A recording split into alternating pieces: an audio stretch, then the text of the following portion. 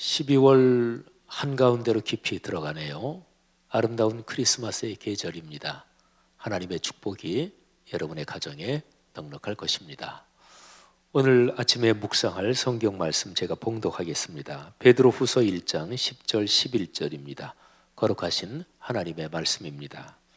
그러므로 형제들아 더욱 힘써 너희 부르심과 택하심을 굳게 하라.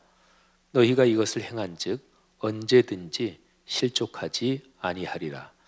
이같이 하면 우리 주 곧 구주 예수 그리스도의 영원한 나라에 들어감을 넉넉히 너희에게 주시리라. 아멘. 하나님께서 우리를 부르셨지요. 그게 구원입니다. 구원은 우리가 선택해서 하나님께 가는 것이 아닙니다. 우리가 아직 하나님을 알지 못할 때 하나님께서 당신의 사랑으로 우리를 부르신 것입니다. 그래서 오늘 여기 베드로후서 1장 10절에 너희를 부르셨다. 너희의 부르심, 너희를 부르신 것, 그렇게 하는 얘기죠.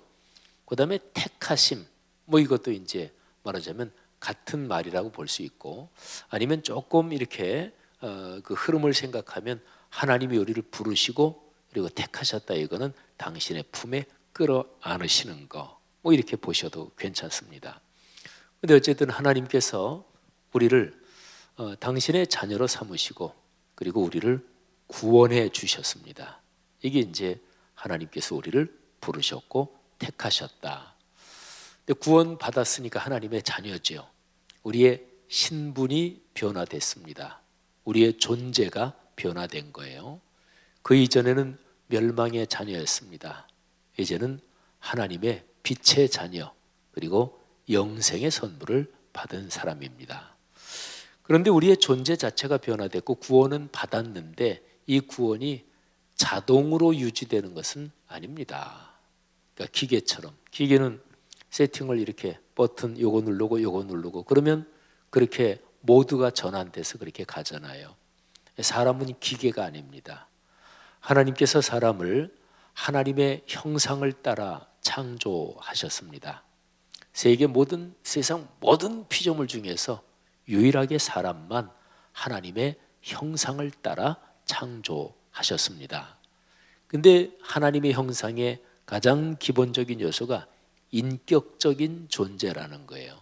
이 인격적인 존재, 이게 바로 사람은 기계나 물건이 아니다, 이런 것입니다.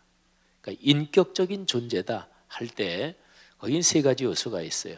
지성, 감성, 의지, 그러니까 지정의, 이 세 가지지요. 그래서 사람은 기계처럼 작동하지 않습니다. 그리고 또 동물 같은 경우를 보면 동물도 기계처럼 작동하지 않죠. 예를 들어서 원숭이들이 여러 마리가 있는데 원숭이들이 태어나서 자란 환경 또는 경험하는 거에 따라서 원숭이들 여러 마리가 서로가 습성이나 또는 행동 양태가 다 틀려요. 그런데 동물도 기계가 아닌데 그런데 동물들은 인격적으로 행동하지는 않습니다. 자기들이 길들여진 대로 자기들의 본능에 따라서 숙달된 대로 행동하지요. 근데 사람은 길들여진 대로 살지도 않고 본능에 따라서 숙달된 그대로 살지도 않습니다. 사람에게는 자유의지가 있어서 그래서 언제 어디로 튈지 모르는 존재가 말하자면 사람입니다. 어쨌든 이런 모든 것을 가리켜서 인격적인 존재다 이렇게 얘기하는데 하나님은 사람을 인격적인 존재로 대우하십니다. 그래서 사람이 구원을 받았을 때 이 구원이 기계 작동해 놓은 것처럼 조작해 놓은 것처럼 그렇게 끝까지 굴러가는 게 아닙니다. 하나님과의 인격적인 관계 속에서 끊임없이 이 구원은 이게 자라가고 그리고 더 풍요로워지는 것입니다. 그래서 여기 베드로후서 1장 10절에서 더욱 힘써 너희를 부르신 것, 너희를 택하신 것을 굳게 하라. 그러니까 든든하게 해라. 더욱 성숙하게 해라. 그런 거죠. 너희가 이것을 행한즉 언제든지 실족하지 아니하리라. 실족하지 않는다. 조건은 이런 여러 가지 덕목들을 힘써 훈련하고 실천해야 된다. 그런 거지요. 하지 않으면 실족할 가능성이 있다. 타락할 가능성이 있다. 은혜에서 멀어지고 은혜에서 떨어질 가능성도 있다. 이런 거죠. 여러분, 그래서 그리스도인의 신앙생활은 늘 주님 손 붙잡고 주님과의 교제가 끊어지지 않도록 그렇게 걸어가는 훈련이라고 볼 수가 있습니다. 신앙생활에서 가장 중요한 훈련이 무엇일까요? 그거는 교회 공동체의 예배 가운데서 살아가는 것입니다. 제일 핵심은 그래서 공예배입니다. 예배의 심장은 주일 예배입니다. 그리고 예배의 기둥은 수요 예배입니다. 이 공예배의 구조 가운데서 삶의 길을 걸어가는 것이죠. 사랑하시는 성도 여러분, 여러분의 삶에 이런 복이 늘 넘치도록 풍성하기를 주님의 이름으로 축복합니다.